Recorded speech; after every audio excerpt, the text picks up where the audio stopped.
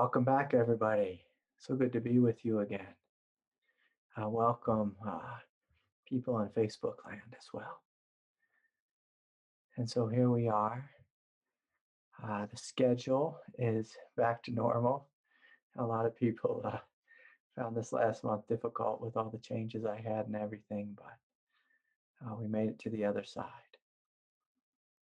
And for those of you who didn't have an opportunity, we're just finishing up our retreat right now in this moment. It's such a wonderful retreat, so much grace and light, and healing and awakening. It was quite quite incredible.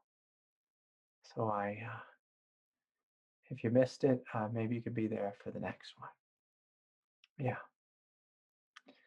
For those of you on retreat, I did send out a retreat email with all the videos and some information about connecting more fully. And so just if you didn't get it, look in your junk mail folder. Okay, let's see if I have any other announcements. So all the groups are back to normal.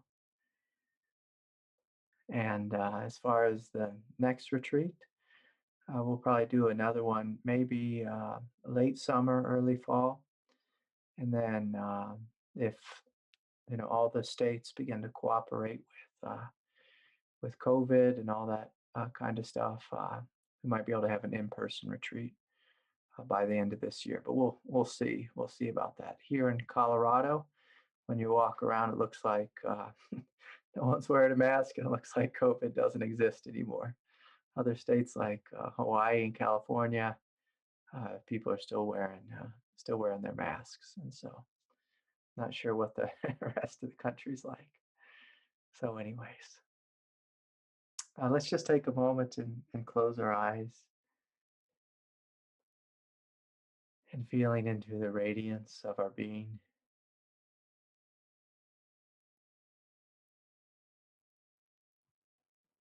And just acknowledging all the work you've done over the years.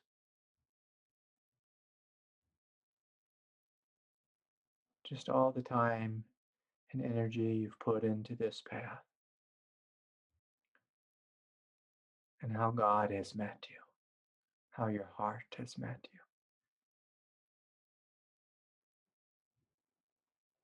Let us have gratitude for this wonderful opportunity to come together in this way and experience this immense blessing that occurs when two or more are gathered in her name.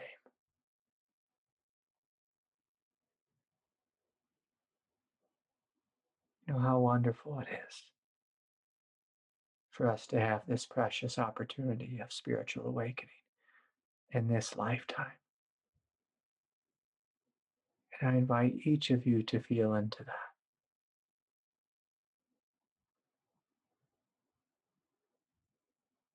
That it is 100% possible to awaken.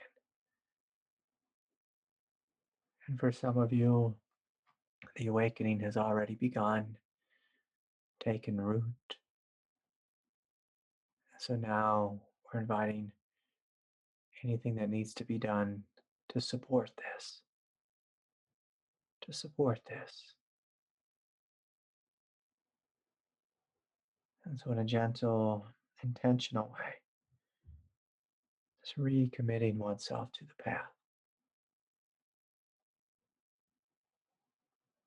Seeing yourself letting go of that which you do not need. That which is distracting and unnecessary, harmful, or confused, painful.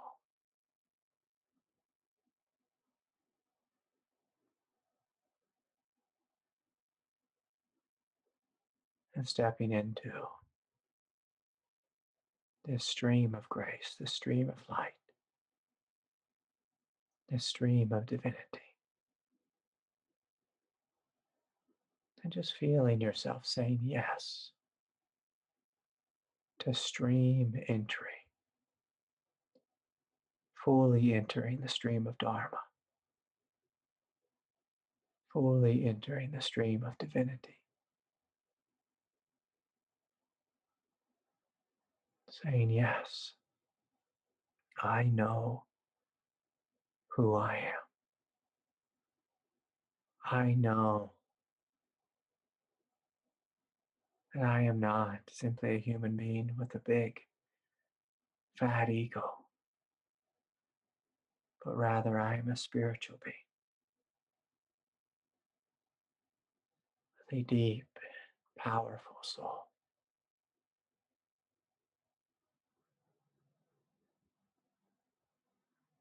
And so breathing deeply, feeling into the belly, the hara,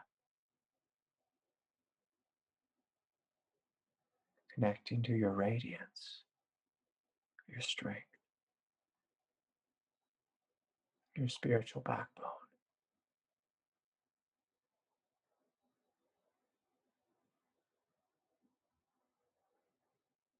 Saying yes to the quiet truth, which is here.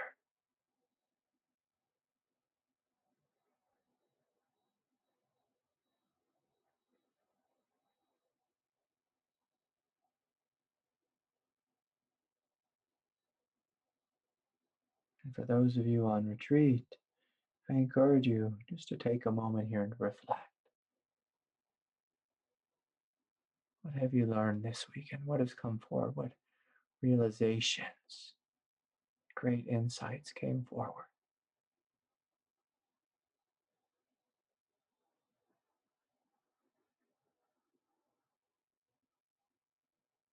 You can ask yourself, how can I make these insights foundational? Foundational. So they're not, trite passing realizations, but where the energies of awakening actually take root in you and affect your practical, everyday consciousness.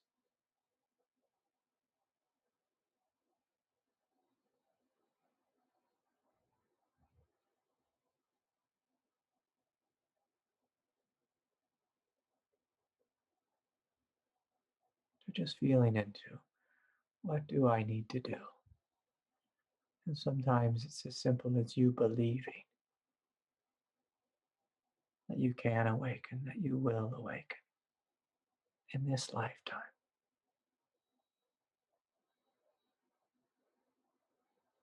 That you have seen the light and you know the truth of this light. You've discovered this brilliance within your own consciousness. It's the very fabric and essence of your being.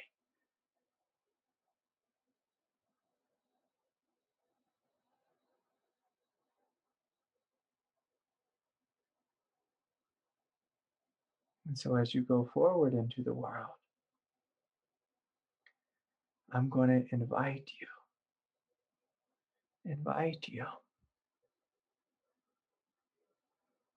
to take root in what you've realized. To take root. To claim it. To claim it. To claim what's here.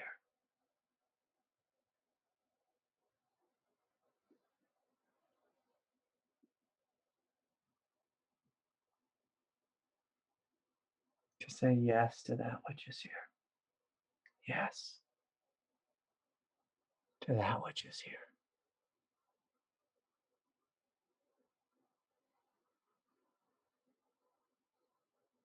Just to notice how that feels. How does it feel to say yes fully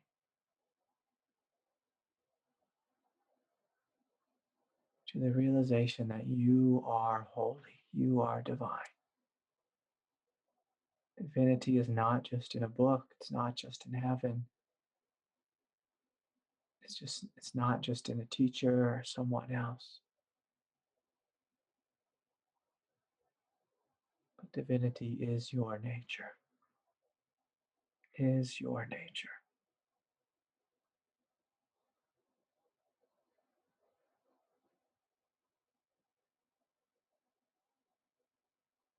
So feel that, claim that, deep in the belly. Acknowledge that what you are is divine. You've come to this world to express this great divinity that you are.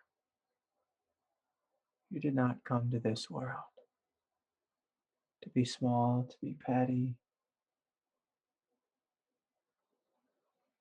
You came to this world to be holy.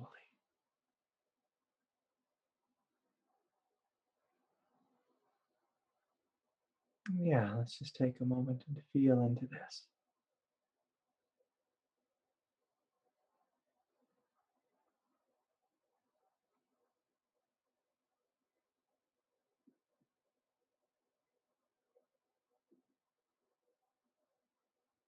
Yes.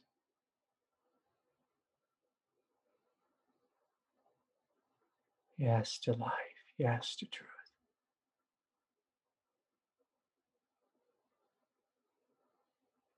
And so as we go forward, the focus for you in the coming days is going to be on integration. And so you'll be challenged. You might become irritable at the craziness of life, the difficulty of life, the wildness of life. But as we taught on retreat, the first principle is for you to relax. Just take it slow. Go forward listening to your heart, not the voice of ego, but your heart.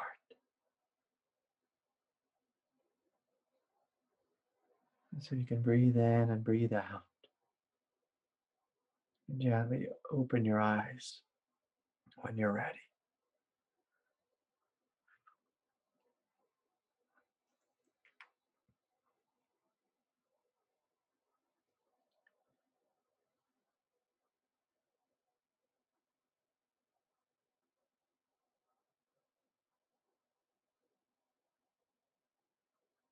Spiritual awakening often happens and occurs by grace. By grace. And it happens to many people all across the planet. In a funny way, I once was meeting with a client. She came into my office and she told me, once upon a time, she'd been a dancer, actually an adult dancer, and like at a gentleman's club. And she told me when she was on the stage, she was having profound non-dual awakenings. And it really struck me, just in this bizarre way, that yes, God can show up in a church, a mosque, an ashram. God can show up, in the depth of, a 3-year, silent Buddhist retreat.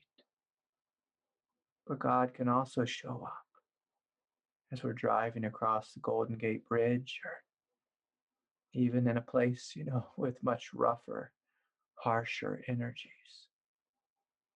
God can show up anywhere. We can awaken at any moment in life, anywhere we're at. I've even heard stories from soldiers who are on a battlefield, looking down the sight of their rifle, about to pull the trigger and end someone's life. And all of a sudden they realize they and the enemy are one.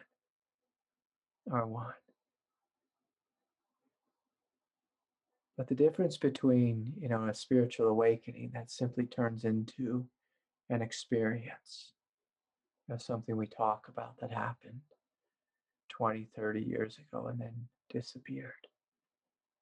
And an awakening that becomes foundational is two things.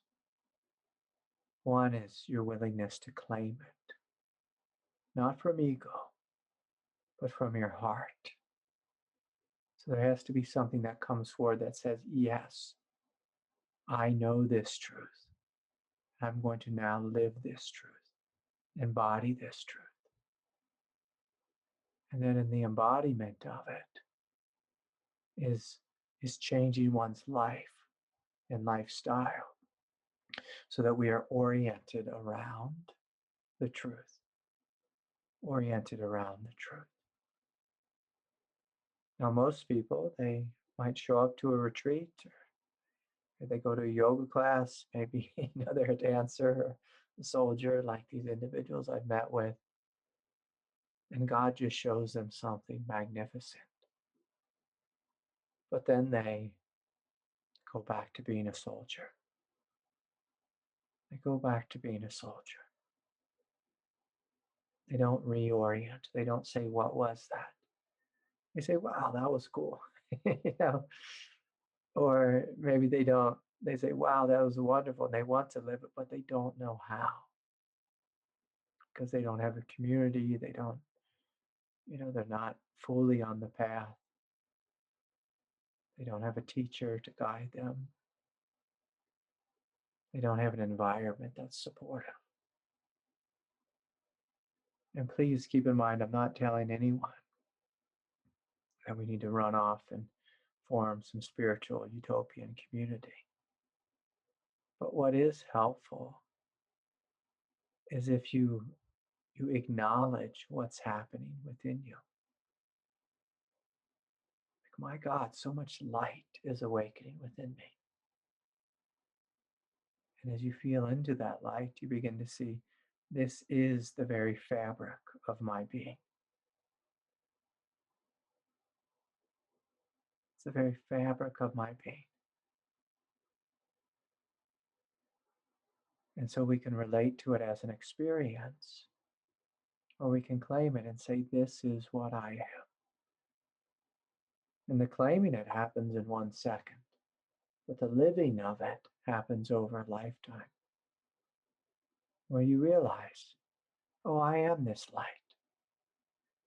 And so when you go forward into the world and someone cuts you off in traffic, you do not align in that moment with your egoic voice. You align with the light. You align with the spaciousness and the peace. And when you're aligned with peace, when someone cuts you off in traffic, there's room for that person to be in a hurry. But when you're in your egoic nature and you identify with that, there's no room for that person to be in a hurry. You see it as a fight or flight thing. It's you against them, and how dare them, and they put you in endangerment, and all this story that we go into. Now, when you're sitting alone and you make a mistake and you're aligned with true nature, you smile and you course correct. But when you're alone and you make a mistake and you're an ego, you might judge yourself for the next 6 hours saying how bad you are, what a fool you are, whatever it is.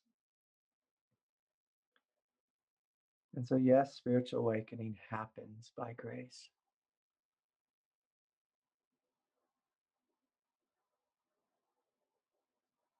But God also invites us to cooperate with her grace, to cooperate with her intelligence. It's kind of like she gives you a gift. And the question is are you going to realize the gift? Are you going to take it in and know it as your own self? As your own self.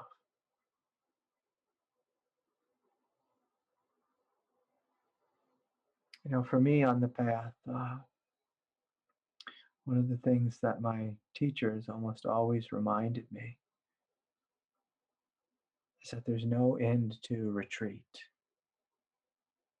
There's no end to it. if you see an end to it, if you see an end to the path, or if you believe or have the thought that I'm going to have some time off from all this spiritual stuff, you're just giving your ego permission to run rampant and to take charge of you again.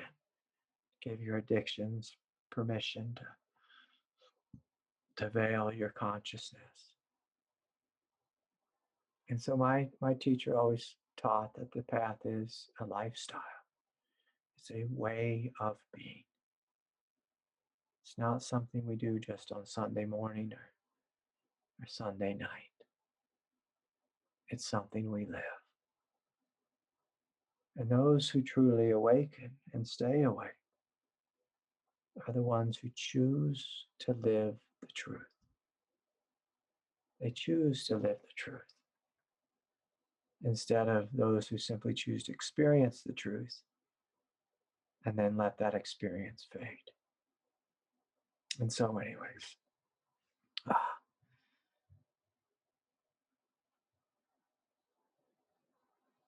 I encourage you, if something profound has happened in you, to claim it and say, yes, this is me. I am that. And to be that. To be that. To live from this place that you know is the truth.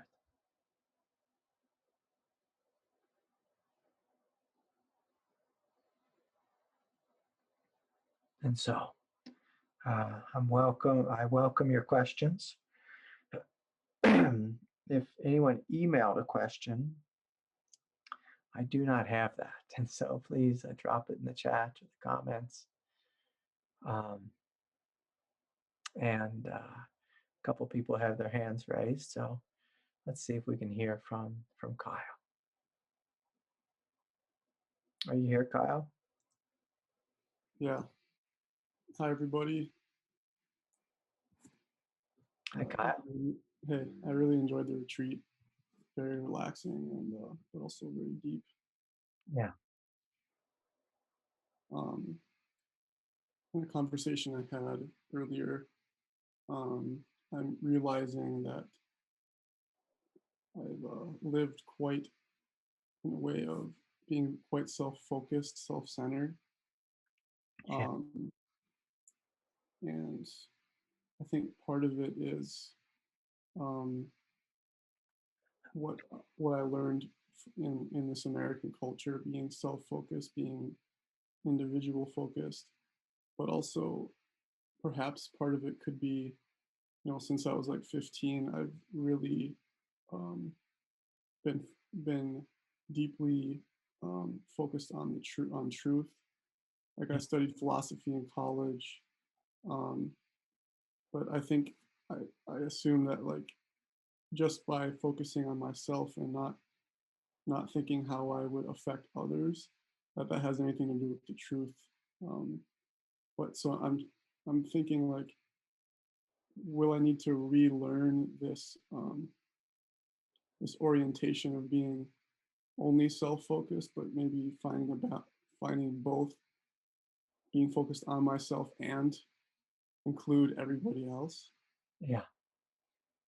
Yeah. So Kyle, let me ask you something. You're a high school teacher, aren't you? Yeah. Mm-hmm. Yeah. So as a high school teacher, do you see that as a form of service? For sure. Yeah. Absolutely. Yeah. And so one, I want to acknowledge that what you're saying may be partially true, that you've only focused on yourself, but I'm going to say it's not fully true. It's not fully true. So let's just acknowledge, like, as a teacher, especially working in the public school system, uh, I had a short stint as a teacher um, when I was quite young, but you don't really make much money, and your whole life is, your whole career life is just serving, all these young students, and it's in a sense it can be very much like saintly work. The way you serve your students. If you If you're not just up there going through the motions, but if you're making eye contact, if you care about them, if you're checking in with them, if you're, doing everything you can to be a better teacher for them, which I assume all this is true, right? Yeah. Yeah. Yeah. And so let's just first acknowledge that you are a good man and you're not a total raging narcissist. Okay. So let's just acknowledge this to begin with. And, it may be, somewhat true that on the path you've been somewhat narcissistic. And and that's actually okay. That's actually developmentally appropriate in the beginning of the path. And I once heard Carolyn Mace speak, and she speaks about narcissism a lot. But on the spiritual path, she said this thing that like, very much like what I'm saying is it's good in the beginning to kind of gather up all your energy so you can focus on the truth. So your time is your time, and you can be very disciplined about the path and about your Dharma studies, philosophical studies, whatever it is. And it brings all the energy to the center like this. And this is what I did. I didn't focus on anyone else. It was just me and then, my teacher.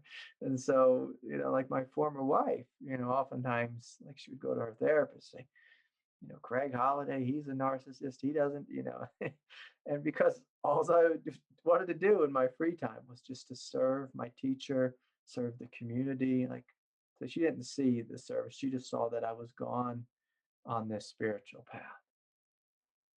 And, so from one perspective, it's helpful to be narcissistic in this type of way, where you just goal oriented about who am I? I'm a spiritual guy. I'm on a spiritual path. And I'm saying no to everything else. So that's very important. So almost every great master who's lived, that's what they've done. I know who I am. I know what my life's about. I'm saying yes to the truth, yes to my path, and no to everything else. This is a great quality to have in the beginning. In the beginning. It's important to look like, do you have a service component? It's like, yeah, my God, you're a high school teacher. So you have the huge service component in your career. And so that's going to keep you right away from being a raging narcissist. You're serving the community.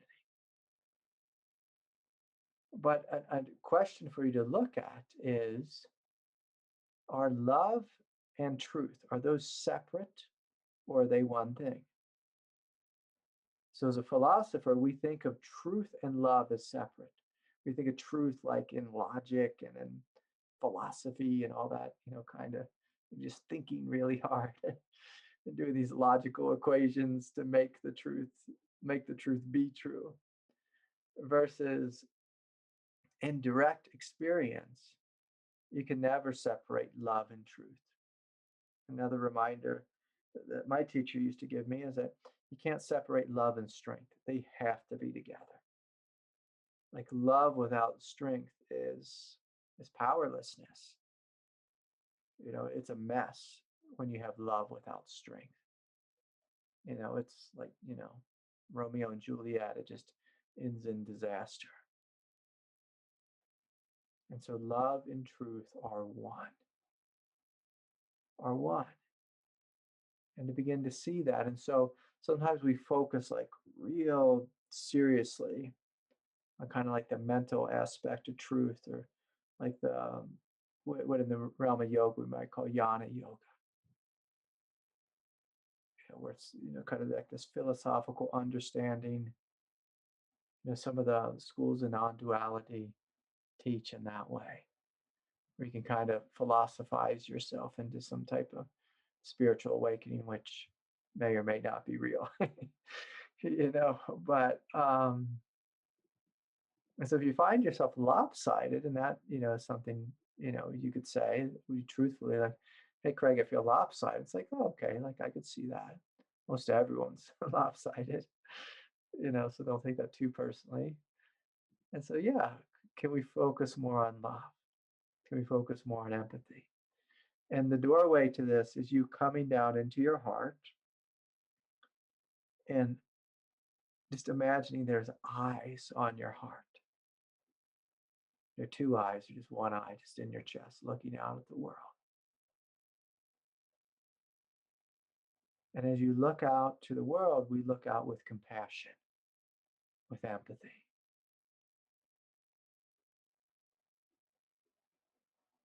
And we notice, how is the world doing?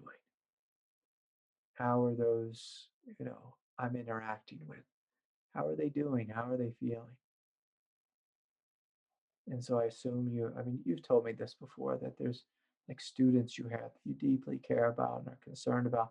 So you know this way of being. And so, I'm going to invite you to build upon that. So we empathetically look out at the world.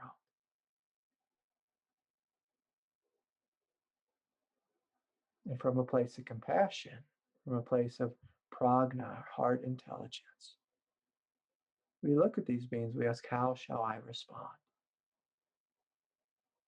How shall I respond? Not from the one who wants to be smart or wise or whatever, like we were speaking about before, not from him, but from this loving place, like, oh, look, my friend's suffering. Like, what do they need? Maybe they need a hug. Maybe they need some space. Uh, maybe they need me to say, hey, how you doing? And for me to shut my mouth and just listen. Just listen. Just listen. And meet with them in a way where you do not have the answer, where you're not the teacher or the knower, but you just hold space for them.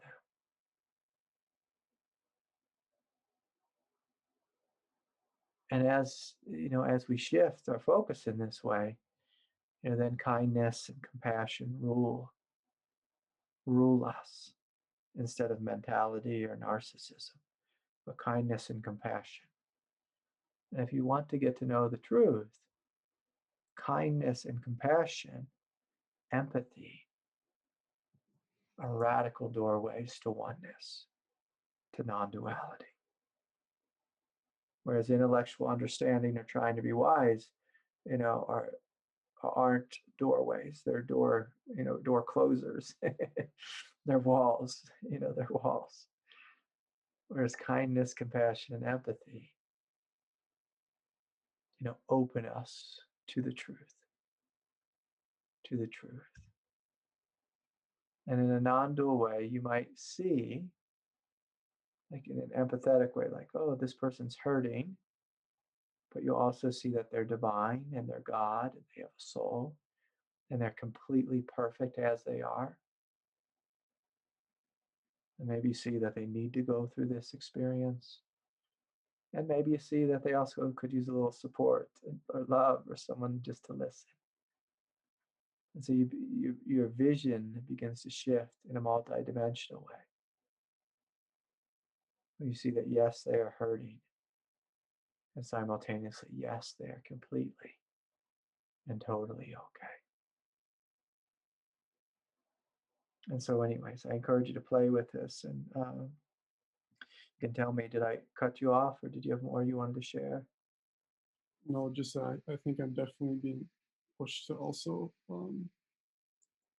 serve and focus on others, including myself. Yeah, yeah. And, it's important to see, like whenever we get in the realm of service, we first serve ourselves. And that goes back to that narcissism in the beginning. If you serve yourself fully, then your cup is overflowing.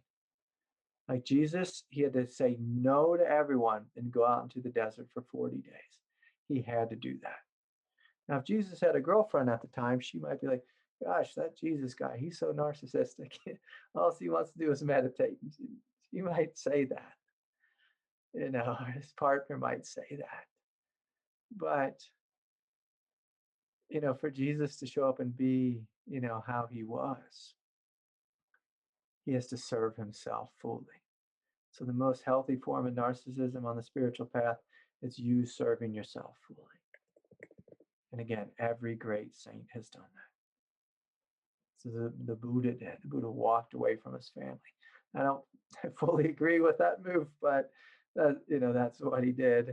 And of course, something great came. Something great came. I don't know the dynamics of the Buddha's family life, but I don't want to pass judgment on it. But the Buddha, he had to say, you know what? I have to go and discover the truth. I have to go and discover the truth. And then because of that, he may not have been able to serve his family or his kingdom, but I mean, he's served millions of people for 26, 2,700 years now. He's done a pretty good job. So, anyways, just to look at that is whenever we're serving others, I don't even like the word other because, it's a reflection of egoic division, but, we don't have another word for it. It's always when you serve yourself fully, you discover your own divinity. When you look out at life, you're just seeing yourself. You just see yourself everywhere. And the wounded and the sick and the hurting and the despair and the depressed and the addicted and the afflicted and the holy and the divine and the masterful. You see yourself everywhere. And then service, it just feels like the wind blowing. It's not one ego doing something to another, but just love moving as love moves. So anyways, good to be with you, Kyle. Yeah, so nice to have you. Okay, let's see here. Ase too, are you here?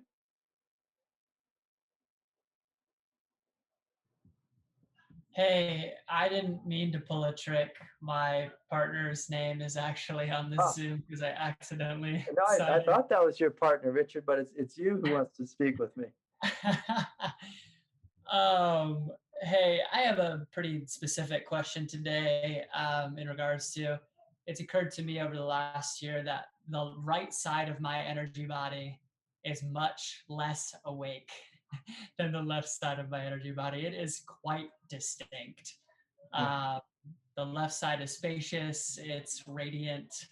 The right side is not like totally dead by any means, but there's a huge difference. There's a huge difference. And the places that I feel kind of habitual contractions that are still, just trauma and so on and so forth, unwinding from the body, I feel them more significantly on my right side. So I'm just curious about some specific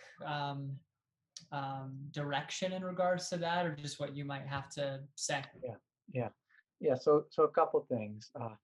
Right and left side polarities tend to indicate a imbalance in the masculine feminine dynamic within one's own self.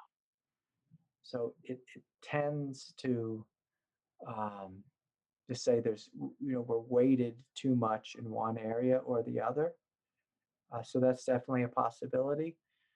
The other one is just by the nature of our own somatics and our nervous system. Sometimes people, for one reason or another, have learned to stuff things just in one side of ourselves, and just out of just unconscious repression. Like most commonly, people stuff in the jaw and the shoulders, on the kind of exterior of the heart or behind the heart, the solar plexus in the belly, like right down the center, sometimes one of the sides of the hips. But some individuals who may have an imbalance or not,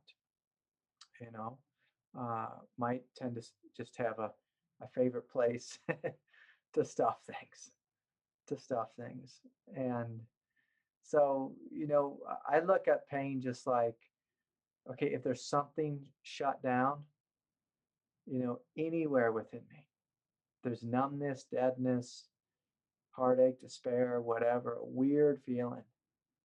Like if I have a weird feeling, just like, the back, like a shoulder blade over here, um, I just sit with it and I open to it and I invite it forward. I invite it to tell me what this is about.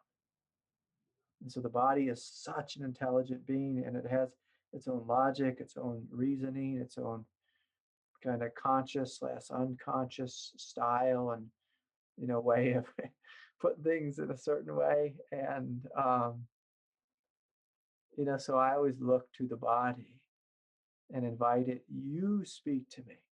So you might say, Lord, you speak to me. I say, the body, you speak to me. Tell me what's going on here. Tell me what this is about. And so I'll sit with it and just real silently, and then ask it the question and see if something comes forward.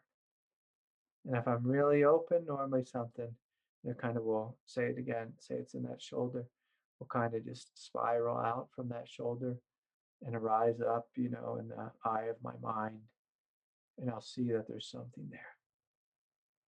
Other times, if it doesn't show up, if it doesn't just speak to me directly, if I ask it a question, almost always, if I go to bed that night, it'll speak to me through the realm of, through the dream realm, through the dream realm.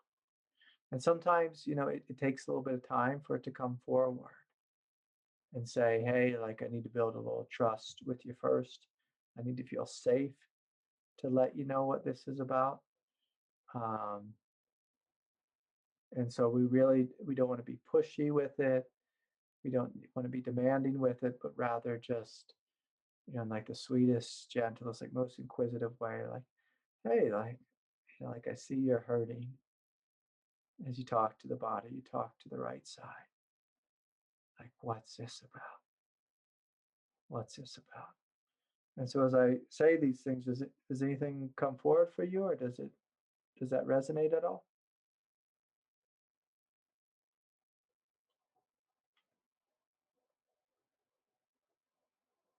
Let's see, for some reason I can't. Let's see.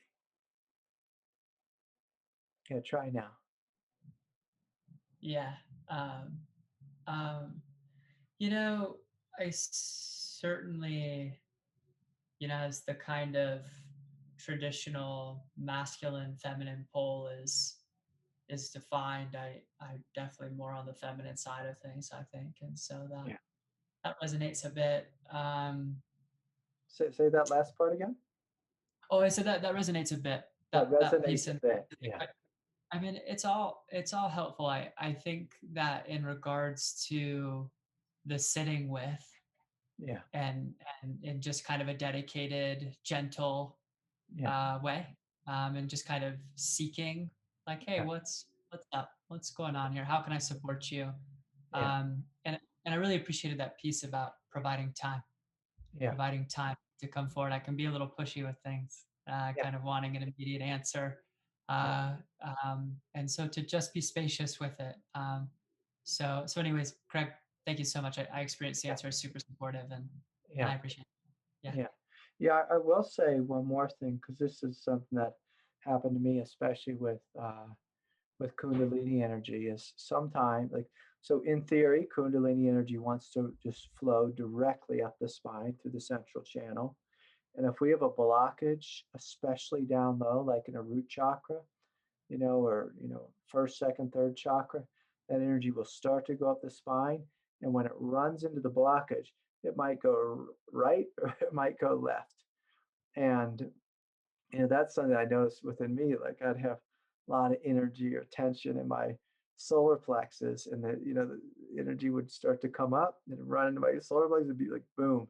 And it would just run over to the side. And then I'd just be like, I have all this energy spinning out in kriyas in one side. But as that loosened up and opened up within me, the solar plexus or the blockage, and the energy came up the center, and then the energy was was more balanced, in the form of kriyas. And so that's something as a consideration too, to look at. Like, do I have a blockage there, and is it kind of shooting over to the right or shooting over to the left, and then creating like a framework of bizarre energies on the left side and no energy on the right side as well. That's something to consider, and actually pretty common on the path. In the ancient, more scientific schools, let's say Kundalini awakening, it's all this work on trying to guide the Kundalini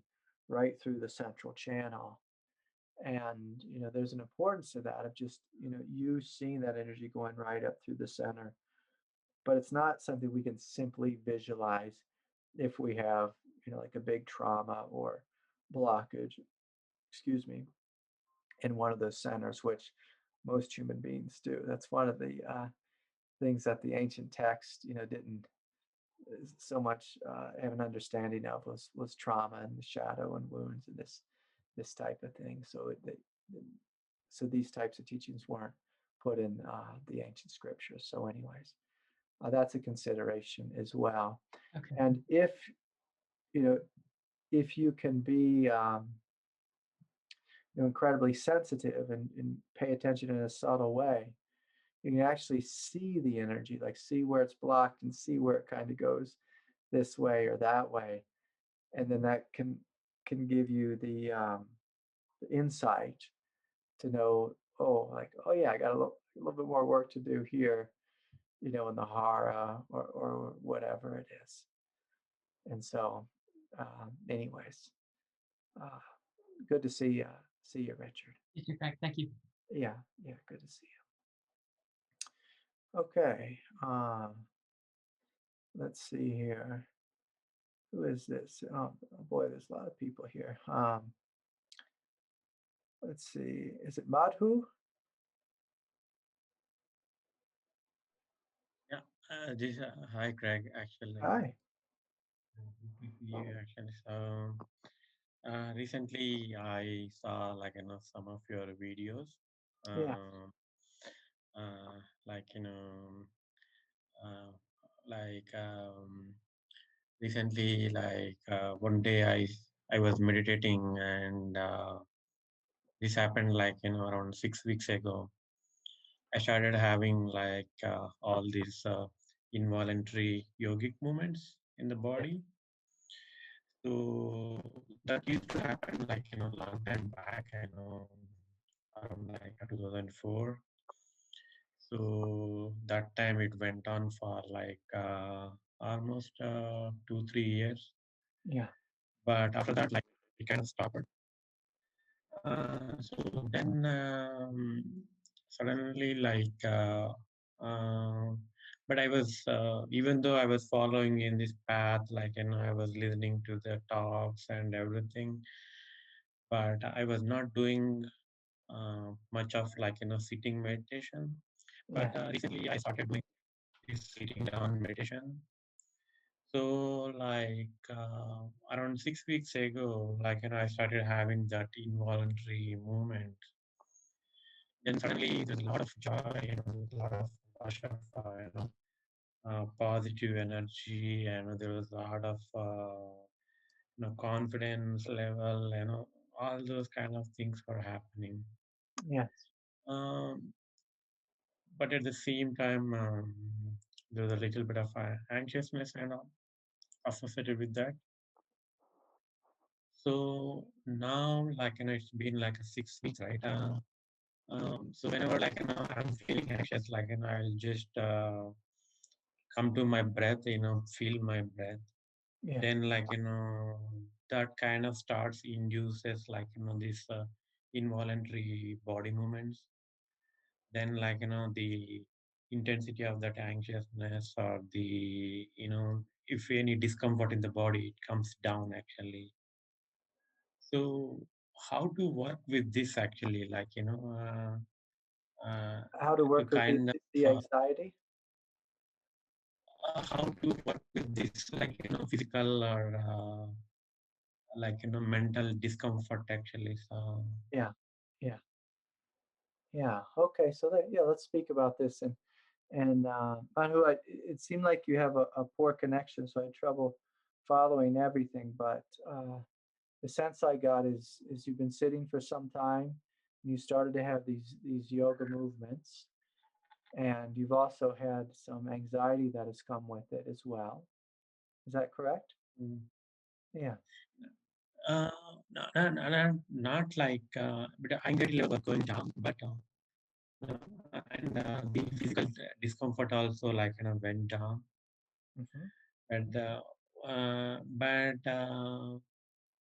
like it's kind of going in the cycles actually. Like sometimes I was feeling high, sometimes I was feeling a little low.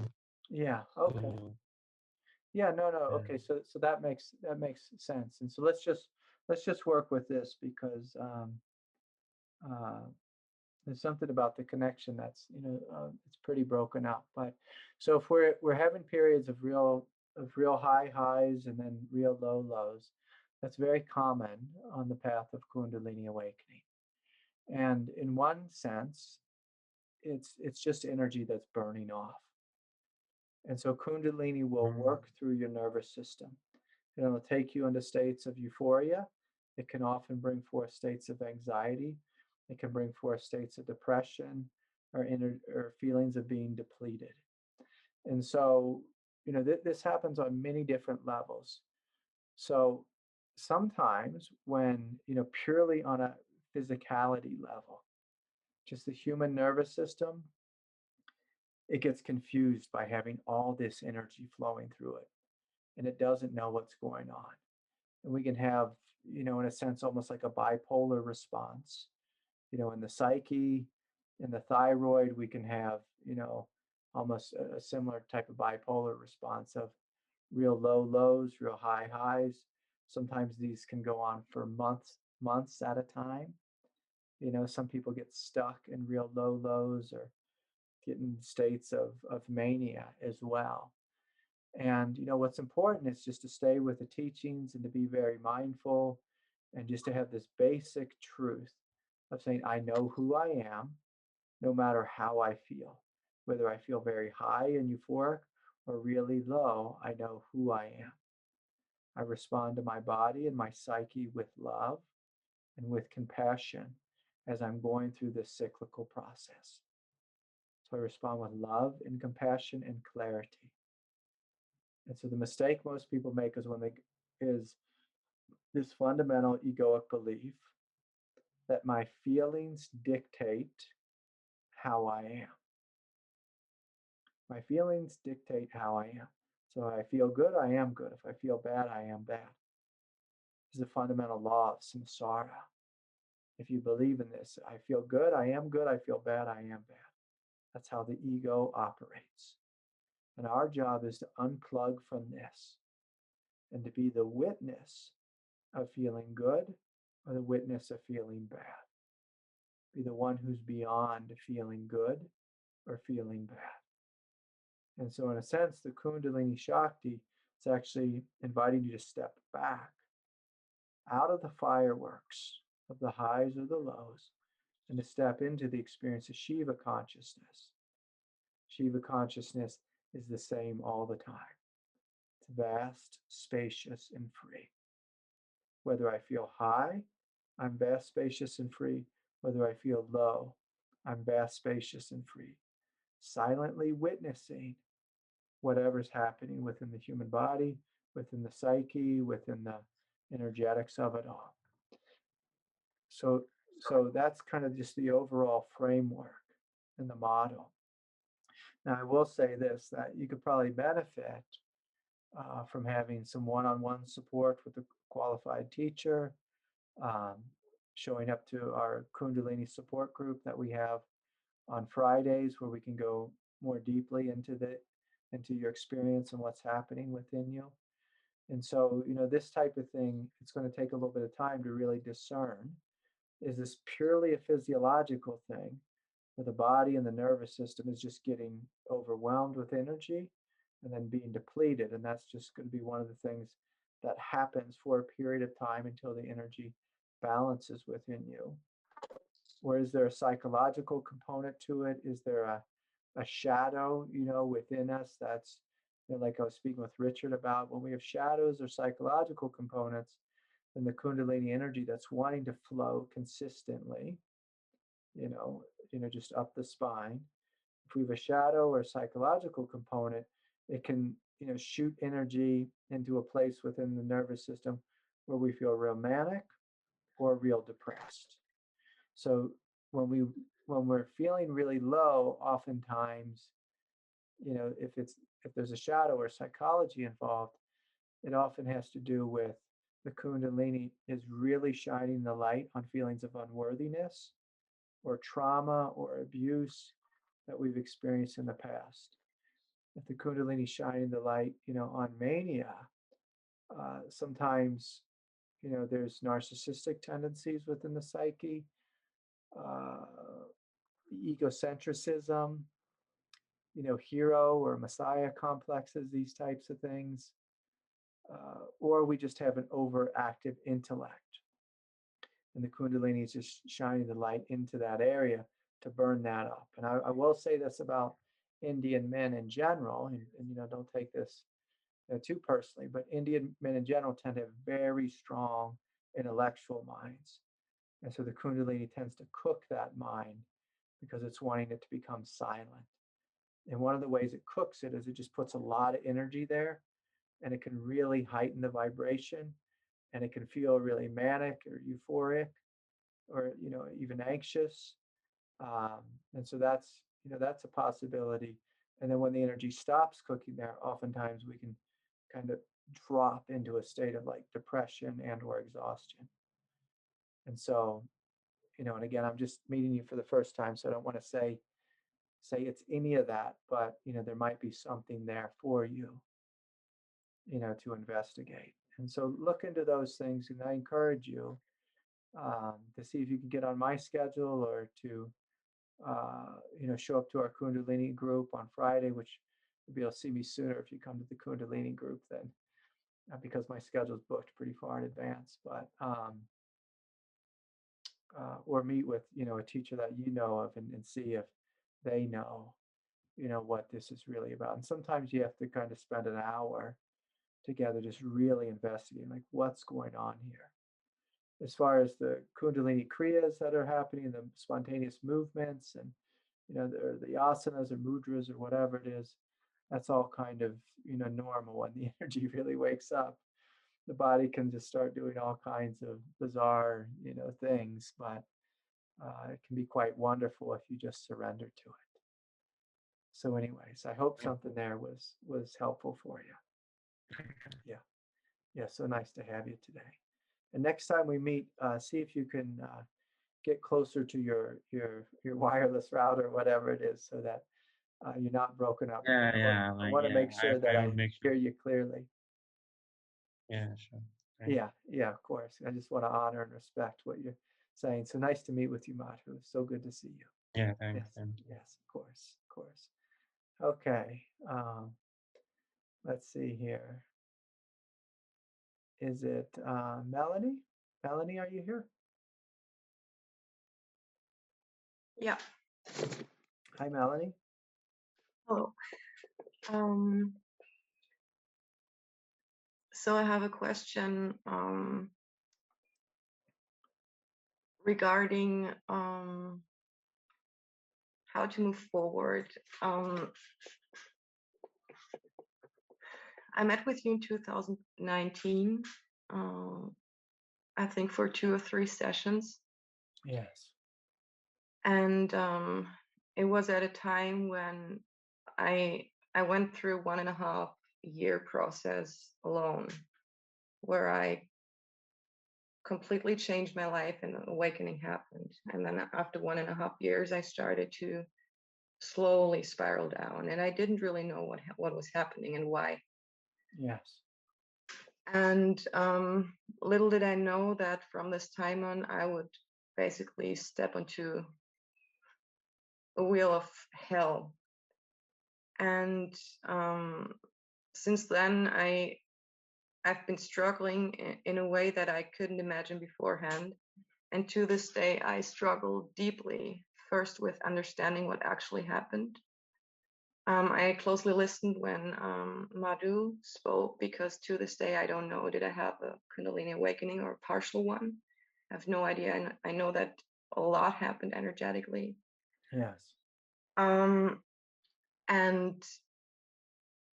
I'm now in a situation still where I feel like more rock bottom is actually not possible. And I feel like I have to make a decision, a clear decision. I'm 38 now, and I want a life of purpose. And back then, I, like, on an earthly level, I found my purpose, and it was clearly confirmed, which went into the, I think I mentioned it once, into the holistic health area that had to do with exercise, diet, psychological stuff, everything that has to do with healing. And I kind of lost all of that. And so I'm sitting here and I wonder, where do I start? And exactly when I was at my, like, almost at the maximum where I felt it cannot go further like this, I met Kyle. And since then we have been very close and actually partners. And we met at a point, like, he had a kundalini awakening and I was like down here. And like, we're basically sitting here, me for myself, he for himself, and together, and like figuring out what the hell is life trying to teach us here, and to teach me individually and him individually. And I feel like out of all this chaos, I try to reflect on so many things, physical issues, psychological issues. I have no basis anymore. And I wonder, like, what the hell do I do from here? Where do I start? And I don't want to waste my life. Yes. And also, I always wanted to have a partner which looks in the same direction, like at the basis as I do. And so I'm sitting here with the situation and I wonder, like, what do I do? What do I do with this? I don't want to waste this, and I want to transform that into the highest that I can, even if it takes years and years and years. I don't care. For me, it's just about orientation. What do I actually do? Yeah. Well, good. So it's whenever there's a question of love, a question of purpose, and these are questions for your heart, of what's true in your heart. What's true in your heart? What direction does your heart point you? Where does your heart keep coming back to? Where does your heart keep coming back to? And so it's important to discern, what is my emotional heart and what is my true heart. The true heart is very simple. It just knows who you are and what life is about. Unfortunately, the way God designed things is God put our emotional heart on top of our true heart. And so when people have questions of purpose or relationship, oftentimes they close their eyes, they feel into their heart, and the first thing they feel is their emotional heart. And when the emotional heart is in pain or is in trauma or just has confusion or has abdicated its power to the mental mind, which just thinks and tries to sort it out, that's not the place to ask. And so we have to find some basic clarity and get the emotional mind to calm down, at least temporarily, so that we can see what's underneath it, to discover this basic truth. And the truth of purpose and the truth of relationship are never complicated. The emotional heart, almost always complicated. So there's complication, we don't listen to complication. Complication is almost never the truth. Truth is always very simple, very clear. And so I encourage you to spend some time alone. And don't look in your mind. There's going to be a tendency to look in the mind for the answer. There's going to be a tendency to look in the emotional heart What makes me feel good? Does this feel good? Oh, yeah. This doesn't make me feel good. Oh, no. So don't listen to those voices. You come down to the most silent voice within you. And it will just answer, what should I do? What is my purpose? Boom. It's like this. Like this. It's just very simple. I can't do that for you. Your partner can't do it for you. Only you can do this for yourself. It's important for all the voices, just push them to the side and just descend deep into the heart and say, what is the truth? The truth won't be wishy-washy. It won't say one thing one day and something else the next day. It'll be like a rock you throw in a pond. It'll just go right to the bottom. It's just like, boom. I know who I am. I'm a rock and I'm sinking to the bottom of the pond. That's what I am. That's what I'm doing. It's simple. It's clear. It's clear.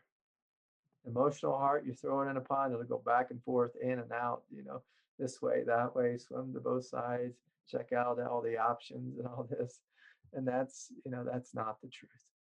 That's not the truth. That's not the truth. So I encourage you, no thought. Like, don't go into thought. Don't go into emotion. Go directly into the heart. And so anyways, Melanie, you play with that. Good to see you today. Yeah. And we'll talk soon. Okay. Well, a lot of questions here, so I better hurry up. Hi, David. Are you here, David Fay? And just in the future, I said the questions are short, clear, and direct, just because of time. Hey, Greg. It's actually Nanette, not David, but David. Okay. Everyone's mixing up their names in the Zoom world today. So, Nanette, good to see you. Yeah, I don't have a question. I just wanted to briefly share. And yeah, please. So I've been on the floor for the past 4 hours, and this deep encounter with Mother Gaia, the Divine Mother, and I was feeling really numb after the retreat closed and had been kind of stone Buddhaing for a couple days. And after the retreat, this sense of despair and pain came up, and I felt myself trying to do footwork around it, and I was just no, I need to turn. Yeah. And to profoundly open myself to this pain. And it was that pain of absolute helplessness and this wildly intense existential loneliness. And just this cry for God and for union. Yes. And it's a pain that I haven't really ever turned around and completely allowed in. And I just knew that was the moment to do it. And what came up was many, many layered. But I think just the heart of it was recognizing this deep sense of never having been held growing up. And then this meeting of my true mother. And I just laid on the ground and let the mother hold me and just melt into her. Yeah. And receive all that I never received growing up. Yeah. And just felt my radiant preciousness, and that it was never my fault that I wasn't properly loved or held. That's right. And yeah, and that the earth just loves us so deeply and always has and always will. Yeah. So I just wanted to share that, and thank you so much for creating space for me to move in this direction. Yeah. Yeah, beautiful. So you curl up in her lap, and then you never get out. You never get out. Yeah, never get out. Human beings, they think they have to get out of the lap of God, and you don't. You can stay right there. Yeah. You stay right there and just melt into her. Let her breath be your breath, her heart be your heart, her love be your love. Yeah, beautiful, Nanette. Thanks for sharing. Thanks so much. Yeah, that really rang true for me. That was the biggest pain in my life, just that feeling of being separate from God, separate from love.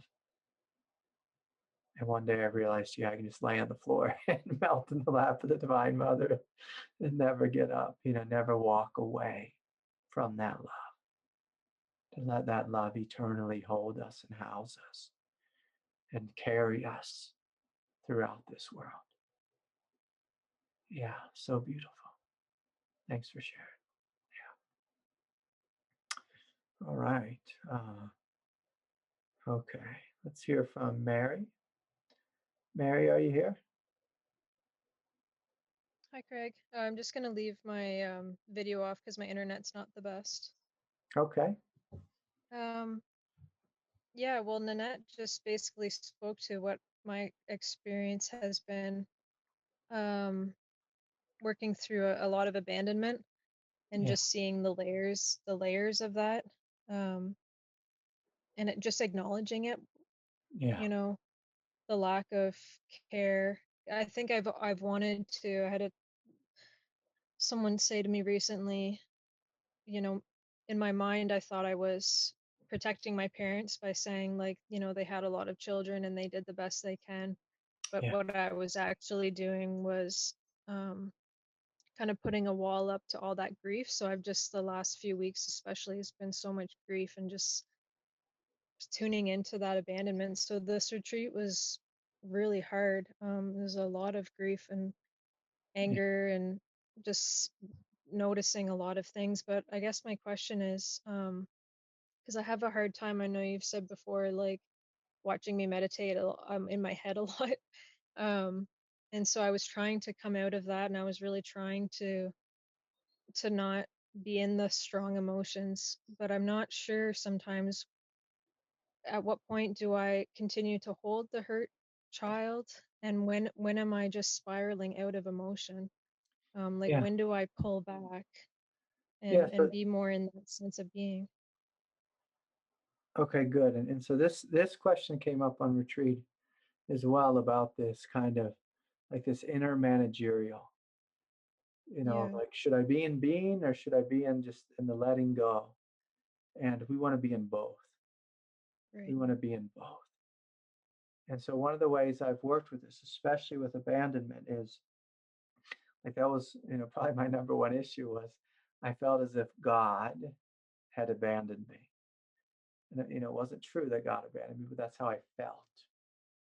That's how I felt. And so I used to do what Nanette did, is I would lay on the floor and I would just cry and grieve, but I would scream out, literally, or call out to the Divine Mother in a demanding type of way. You come here now. You hold me. You be with me. You love me. You support me. And so I would shout to God, you come here. While I was having fits and tantrums and tears and feeling so utterly isolated and abandoned, I would be the child who would demand the parent would come.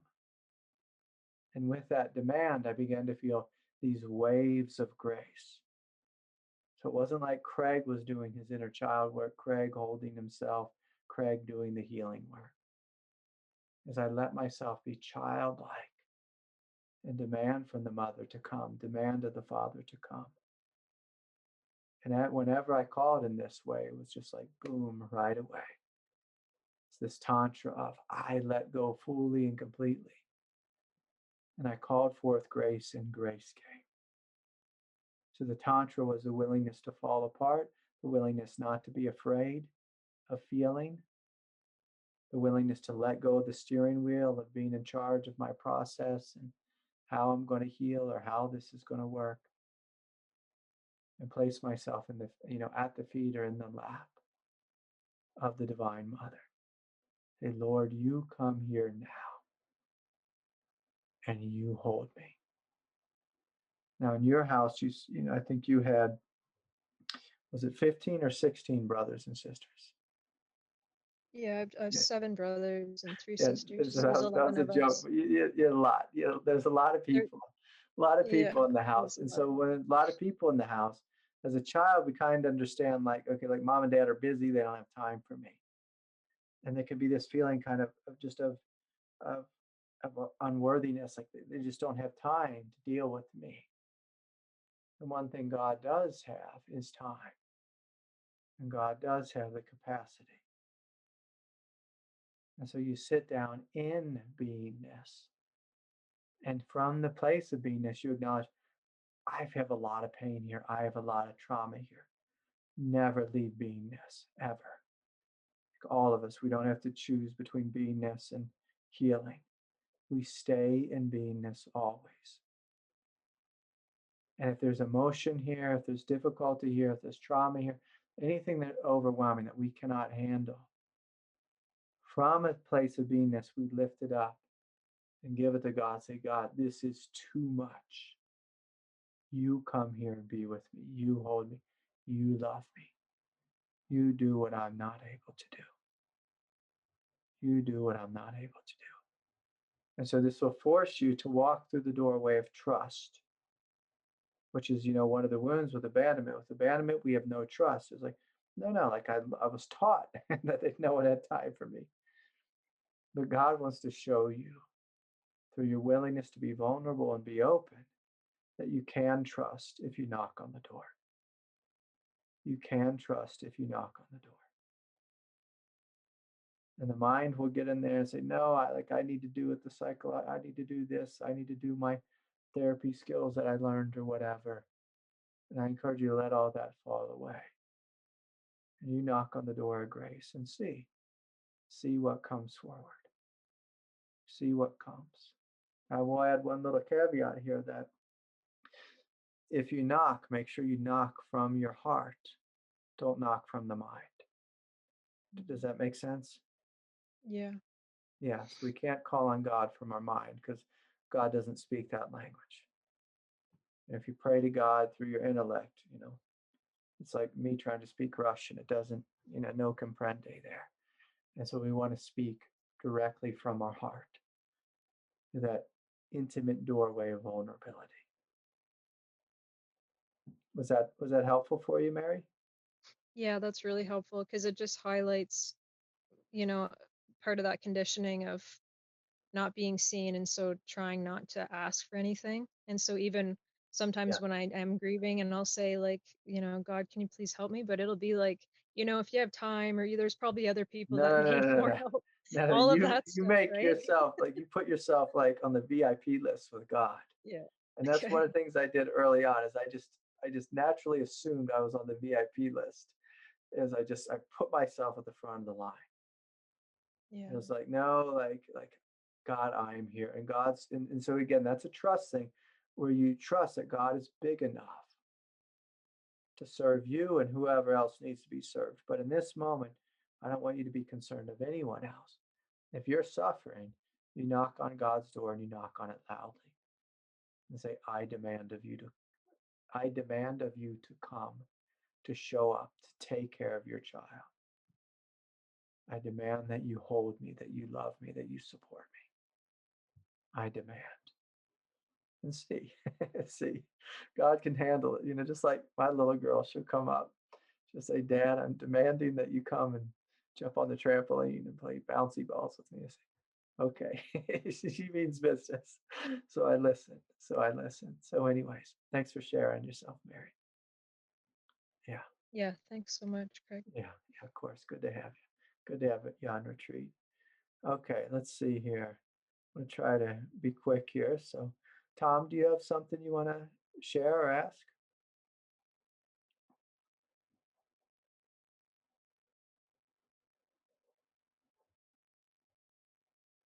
Let's see, Tom, are you still here?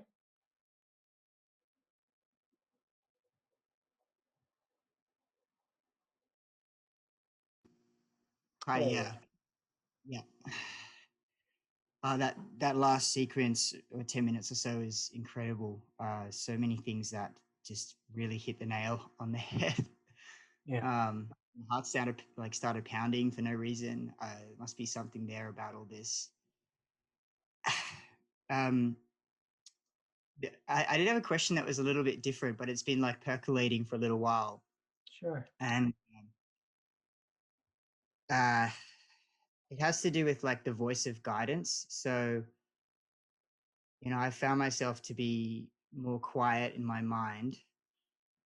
And so sometimes I will receive, I will ask for guidance about certain things and I will receive something, but I almost like sometimes treat it with the mind of mindfulness where I will just abstract from it straight away. And so I think that what I'm really asking is, how do you differentiate between, because if you're trained in mindfulness, you're trained basically that if you get a thought or an impulse or something, that you will just say, observe it and step back from it. But then sometimes if you're asking for an intuitive answer, I'll find that I'll automatically like abstract from it. And so I wouldn't maybe trust the impulse or trust the whatever was coming through at that point. Yeah. Does that make sense? Yeah, no, that makes perfect sense.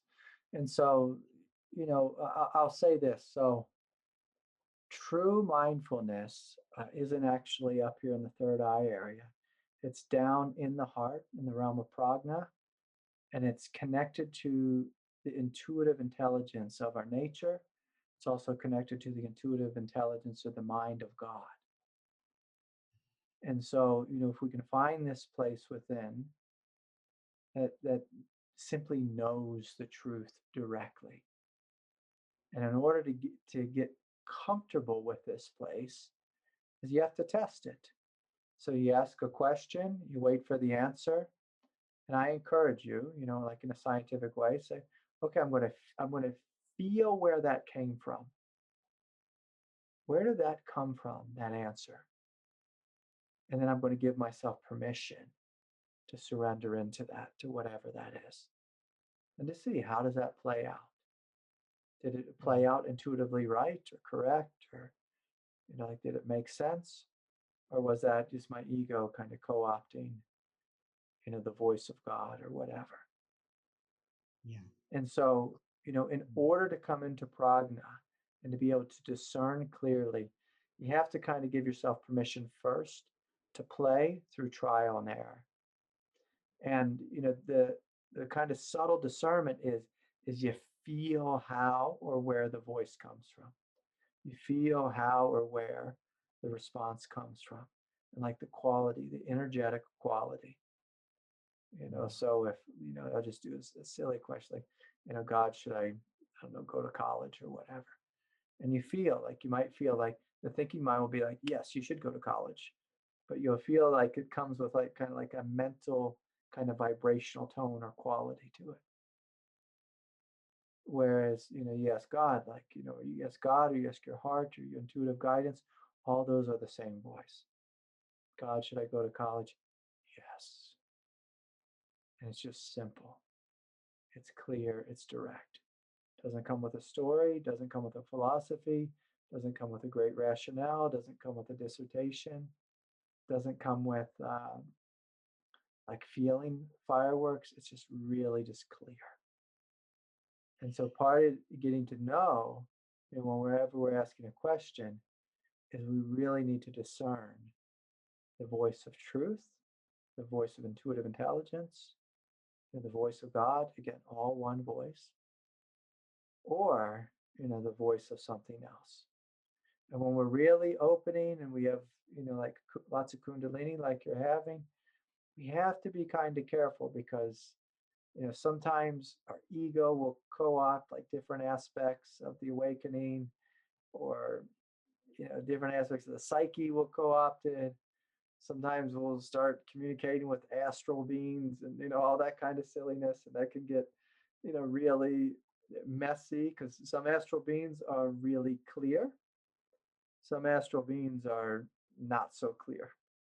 And again, that's a discerning game, you know, that's kind of the realm of like the astral and the psychic. So I don't want to get too far into that, but you know, you test it. And, you know, this is again, like this is a form of mastery. And like that teaching I was speaking about before of like time under stress creates mastery. Like this is just a subtle stress, just like a subtle stress, a subtle confusion. And you play with it. You play with this experience of life and being human and discovering your own innate intelligence. And you play with it. You say, oh, okay, like this is the voice of truth. And you go with it and you're like, oh no, like that was a disaster. Like that was my ego acting like, you know, the Swami. That wasn't the truth. But then you try again. Then you notice, oh yeah, this feels a little bit different than how this other voice feels. And then you can actually use mindfulness after you've discovered this, after you begin to discern. And then with mindfulness, you can pay attention to only the voice of truth. So we have all awareness on the voice of truth. And then we can, you know, completely ignore the other voices. And as you do this, what happens is you begin to experience a simplicity of mind, a simplicity of consciousness. When you discover the voice of truth and you only pay attention to it, then you will simply have one voice in your consciousness. But if you step back in mindfulness, you can be mindful of like 35 different parts of the self, and it can be, you know, a whole, you know, schizophrenic slideshow or kaleidoscope inside any human being, you know, in the name of mindfulness, where, you know, saying, oh, here's my inner child, and here's my adult, and here's the wise one, and here's my spiritual superego, and here's the one who's hurt. And but, you know, and then you're like, what most people call mindfulness is just this superego putting on a spiritual hat. And so it's important that mindfulness drops down into the heart, where it's just really clear, like, I know who I am, I know what my life's about, and the truth, it just sounds like the truth. And the way we get there is through falling into that and just melting into that and trusting it and not turning away.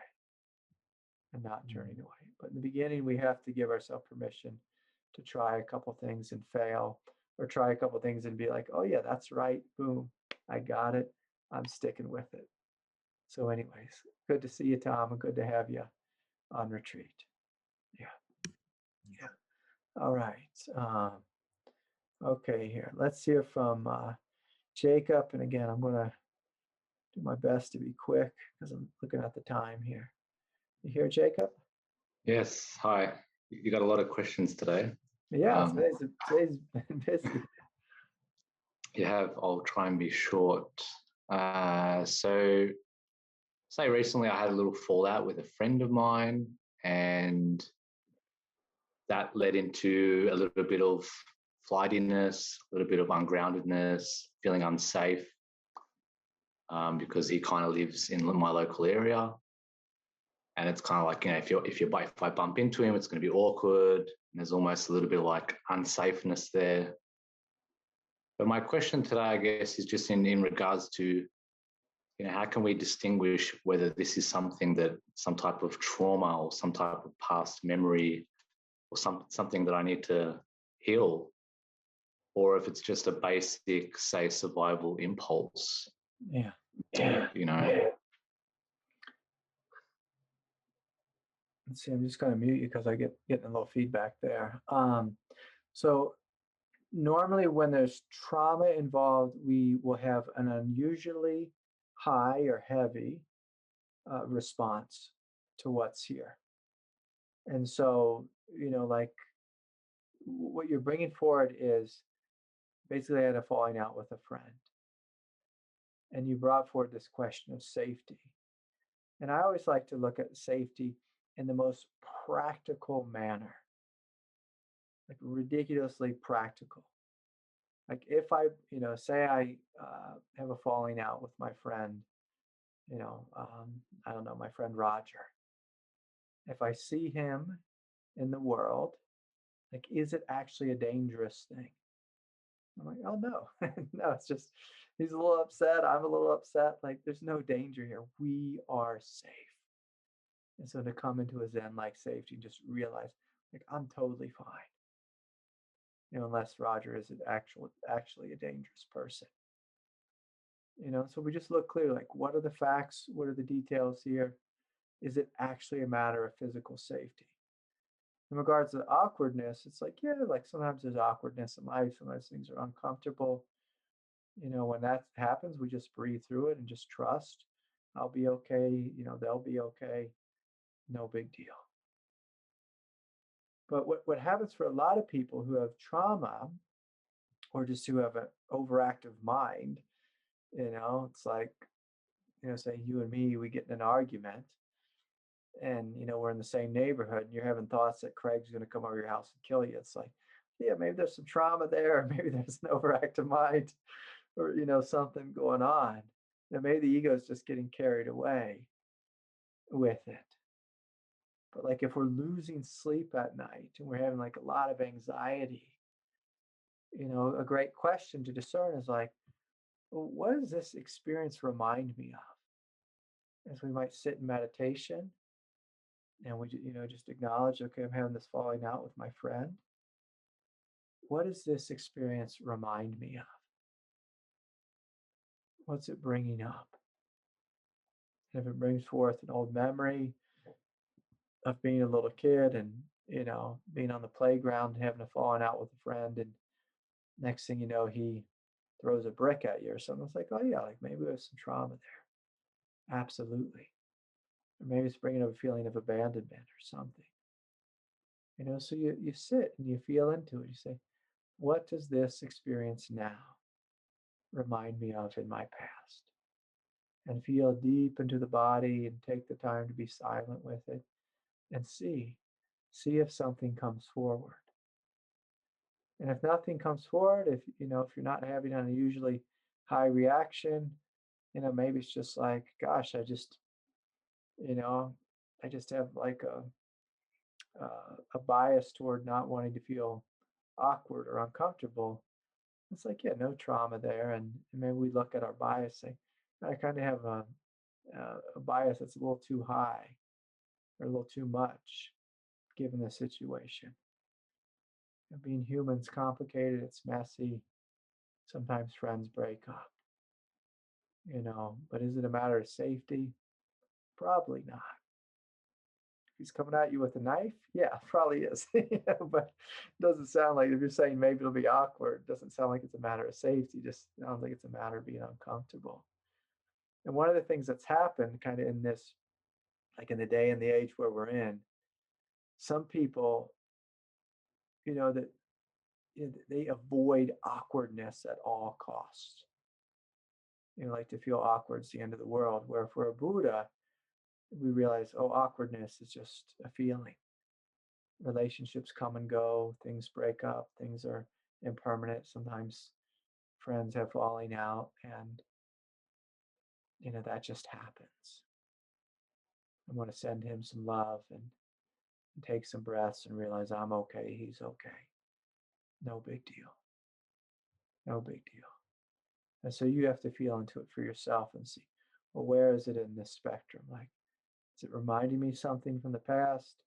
Am I just a really, sensitive guy that doesn't like to be uncomfortable? Is my ego just creating a story, because it doesn't have any real danger in this moment? Like in 2020, most of us don't have much real danger. Whereas in like, the year, 300, we had a lot of danger. Like we could die from a toothache, if we bit a nut and our tooth fell apart or something. We could get chased by a mountain lion, attacked by neighboring tribes or whatever.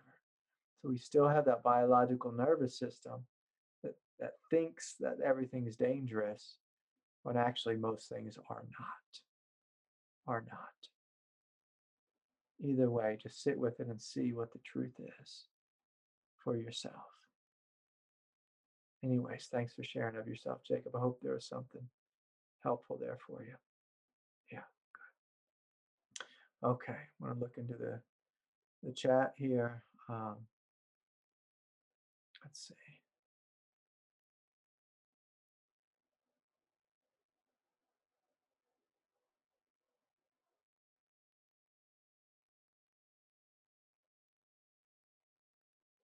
Okay, looking pretty good here. All right, I'm going to check over here in this world. Okay. Looks like I did my part. To the best of my ability. Facebook land, the Facebook platform changed something. I'm not able to see your comments right now, so I'm really sorry if I'm missing something from you all. I'll send you love. I'll see if I can get that sorted out between now and next week. And I will say this before we're done, and let's just do this. Let's all close our eyes and feel into our divine presence and connect with that which is good and that which is true and that which is intelligent within you. Within you. So see if you can feel deep into the heart, to that quiet voice of truth. Reconnecting to it, re-acknowledging it. Saying, yes, I will listen to you. I will follow you. Speak loudly, voice of the heart, so you can guide me clearly forward. Clearly forward.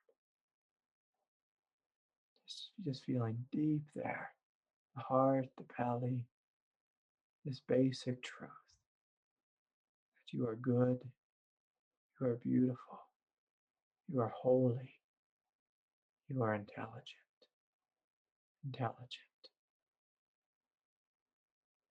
And so much love to each and every one of you. Deep bow of respect for everyone here, and especially those who showed up for the retreat and gave of yourself. So nice to be with you all. Thank you all for all the donations and support. Much love. I'll see you all soon. Until next time. Bye for now.